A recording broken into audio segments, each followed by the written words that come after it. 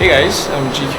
Today in this video I will talk about why buying a supercar in Hong Kong is so expensive. But before we're going to talk about this topic, let's go to see the brand new car which just arrived Hong Kong, which is the McLaren GT. And let's go to check it out right now.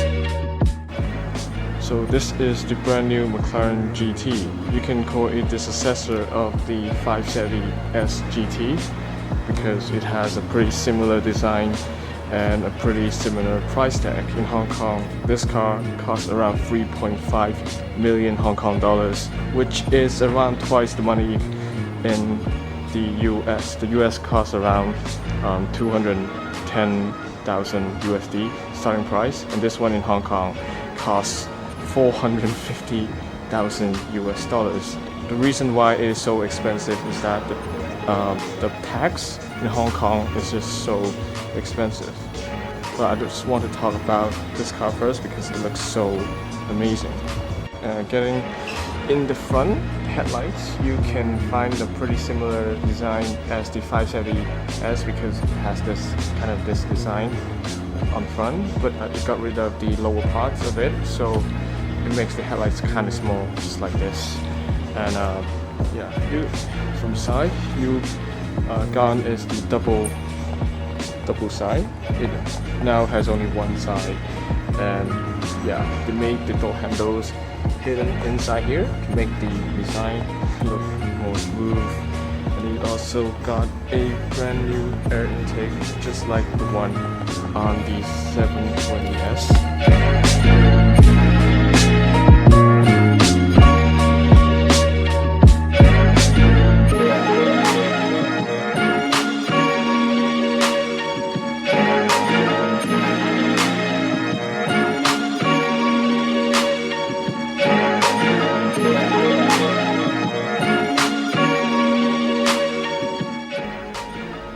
So now I'm inside the brand new McLaren GT. From the design of it, it's kind of like the one on the 570S, 570 GT, but in some cases they changed the design, like this, the center console, and the gauges. The door gauges is a bit different, and it also got some newer design, of course. And another feature of it, it has the brand new electromagnetic roof, so that it can you can choose here. You can choose to have brighter or darker, whatever you like to choose. And yeah, it looks pretty amazing. And I guess it is much more luxurious than other McLaren, of course, because it is a McLaren GT car.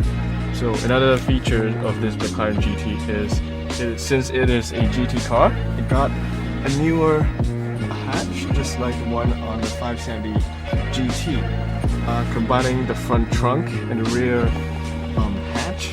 It has 570 liters of storage, which is quite a lot for a supercar or whatever GT car you like to call it. And I think they improved the design because the older generation McLaren, if you want to open the front and the rear, you have to press the key on your key fob.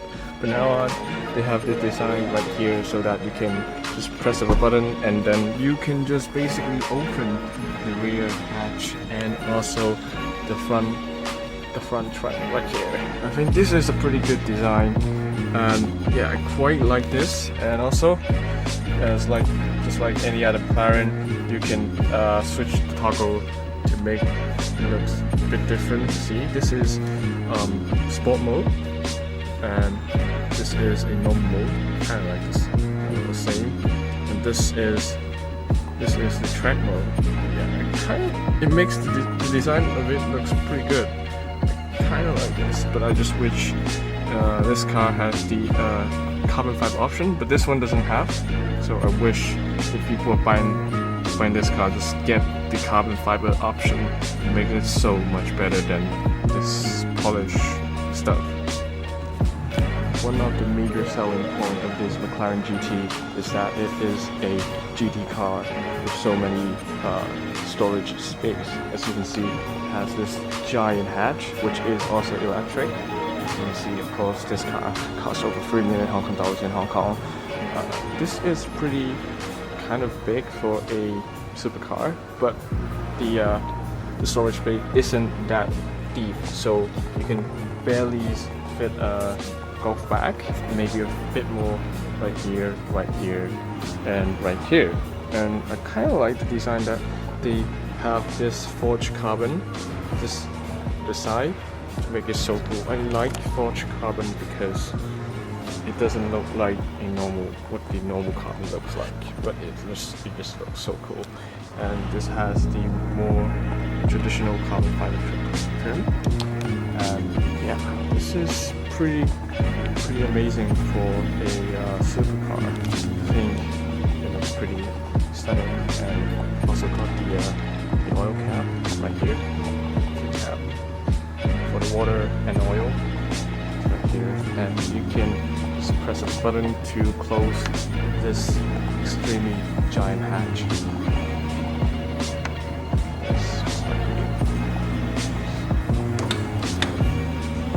I think that I really like the design of this car because it has a pretty similar design. Let's see, it has a pretty similar design, like reminds me of the older McLaren 675 LT, which has a giant wing here, but now it has this you can call it a ducktail, smaller ducktail right here, kind of cool. And in top also got line tail lights, just like the one on the 675 LT, but it only has one instead of two. We now have this newer exhaust design. It is different from 570S and the 720S. It looks so much better, in my opinion. Wait, this car looks pretty amazing in person. Yeah, I don't know if you guys like this or not, but in my opinion, I kind of like this car right now because it looks so much better in person than on the press photos, and I really like the rear quarter of this car. It just looks so amazing from this angle.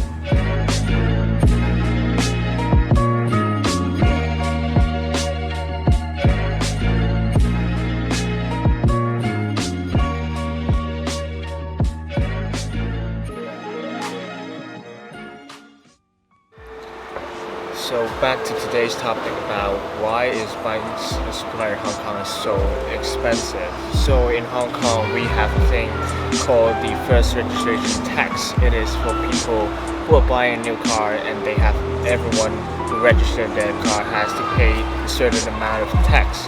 The more expensive the car it is, and you have to pay more tax. Say for example, if you buy a cheap car, then you can pay a bit less tax, but if you're buying like a 720S or even some more expensive supercar, then the tax that you need to pay is quite large. So the McLaren GT that I went to the showroom to see today costs around $210,000 in other places, in US especially, but in Hong Kong it costs around $450,000, which has over $200,000 difference. The reasons why is because of the first registration tax. So in Hong Kong, the first registration tax, if it is the first 150,000 Hong Kong dollars, it would charge 40% of tax. Next $150,000, it costs to charge for 70% of tax.